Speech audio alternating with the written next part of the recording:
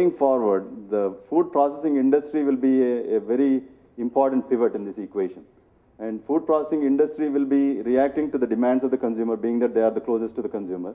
And they have the opportunity and probably the leverage to have this so-called contract farming. And I hear, talking to a few people, that it has various connotations. I mean, some on the good side, some on the bad side, and all over the range. But I think it will get worked out. Today, the agriculture is largely, as I understand from an outsider, even though I am a farmer family background and so on, and I love food. So, so I understand agriculture from that sense, and it is very dear, and it's very easy to relate to, what all gets into the mix of, what gets generated and so on. It is largely supply-driven is so far what we have seen.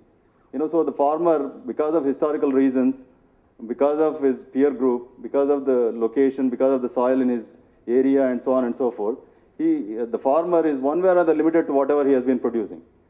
And of course the mandis and things like that have a play in there.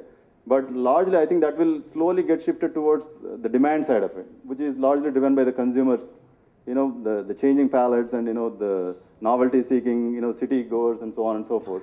They are putting a lot of pressure on what is the required food in the supermarkets, and that will get reflected in how the food processing industry will react to that, and they will be forced to kind of try and procure these supplies on a consistent basis to feed the demand, and they will one way or another work it out. And I think this contract farming has a lot of potential, and once that gets worked out, the small farmer holdings will probably have a better situation, assuming in an ideal situation. I know ideal situation doesn't exist in real world, but it's okay for an entrepreneur like us who are naively optimistic in some cases to kind of think that in an ideal circumstance, is there a possibility for small landholder to profitably keep doing what he's doing and still respectively produce his farm output and get his annual income and so on and so forth. I think contract farming, if it is worked out properly, has that underpinning.